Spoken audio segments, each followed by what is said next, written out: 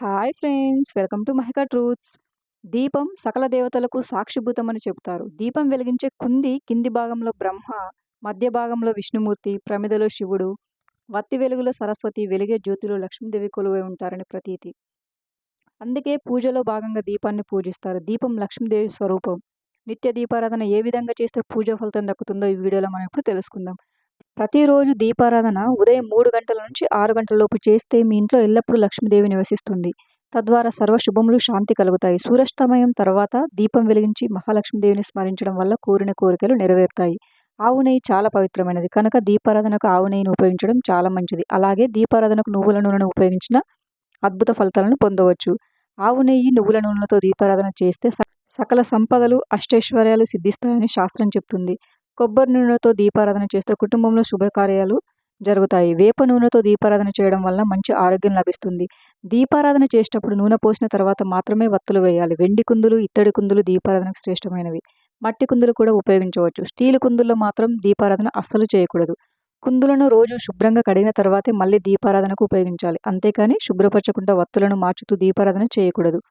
దీపం కుందు కింద ఒక పళ్ళెం కానీ తమలపాకు కానీ పెట్టాలి. దీపం కుంది కింద ఆధారం లేకుండా పెట్టకూడదు. అదే రావి ఆకు మీద దీపం వెలిగిస్తే మీరు అనుకున్న కోరికలు వెంటనే నెరవేరుతాయి. అగ్గిపుల్లతో నేరుగా వత్తులను వెలిగించకూడదు. ముందుగా ఏకహారతిలో కర్పూరం వెలిగించి దాని సాయంతో దీపారాధన చేయాలి.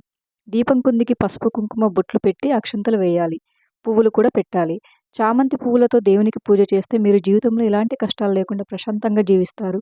ప్రతి శుక్రవారం ఎర్రటి గులాబీలతో లక్ష్మీదేవికి పూజ చేస్తే మీరు త్వరలోనే ధనవంతులు అవుతారని వాస్తుశాస్త్రం చెప్తుంది. అదే గన్నేరు పూలతో పూజిస్తే మీ వ్యాపారంలో అధిక లాభాలు వస్తాయి. దూదితో చేసిన వత్తులతో దీపారాధన చేస్తే అదృష్టం కలిసి వస్తుంది. మీ వివాహ జీవితం సాఫీగా సాగాలని, పిల్లలు వృద్ధిలోకి రావాలని ప్రార్థించే వాళ్ళు ఒక కాటన్ ఎర్రని వస్త్రం తీసుకొని వత్తిలాగా తయారు చేసి దీపారాధన చేయాలి. దీనివల్ల దంపతుల మధ్య అవగాహన పెరిగి వివాహ జీవితం ప్రేమానురాగాలతో కొనసాగుతుంది. అరటినార వత్తులతో దీపారాధన చేస్తే ఆ ఇంట్లో మంచి సంతానం కలుగుతుంది. జిల్లేడు వత్తులతో దీపారాధన చేయడం వలన గణపతి అనుగ్రహంతో అధిక సంపద కలుగుతుంది. దీపం 2 వత్తులతో వెలిగిస్తే కుటుంబ సౌఖ్యం కలుగుతుంది. 3 వత్తులతో వెలిగిస్తే దీపారాధన చేస్తే పుత్రసుఖం కలుగుతుంది. అదే 5 వత్తులతో దీపం వెలిగిస్తే ధనప్రాప్తి, ఆరోగ్యం కలుగుతాయి. విద్యా బుద్ధుల కోసం 6 వత్తుల దీపం శ్రేయస్కరం. ఏదైనా మీ కోరిక వెంటనే నెరవేరాలంటే దేవుని ముందు దీపాన్ని వెలిగించి ఎండు ఖర్జూర నైవేద్యంగా పెట్టి నమస్కరిస్తే మనం కోరిన కోరికలు నెరవేరుతాయి. వారంలో ఒక్కరోజైనా దేవాలయంలో దీపం వెలిగిస్తే ముక్కోటి దేవతల అనుగ్రహం లభిస్తుంది. సాయంత్రం పూజ చేయడం ద్వారా చాలా మంచి ఫలితాలు దక్కుతాయని పండితులు అంటున్నారు. అందులోనూ శివ పూజ చేస్తే అఖండ పుణ్యం లభించడంలో ఎటువంటి సందేహం లేదని పండితులు చెప్తున్నారు.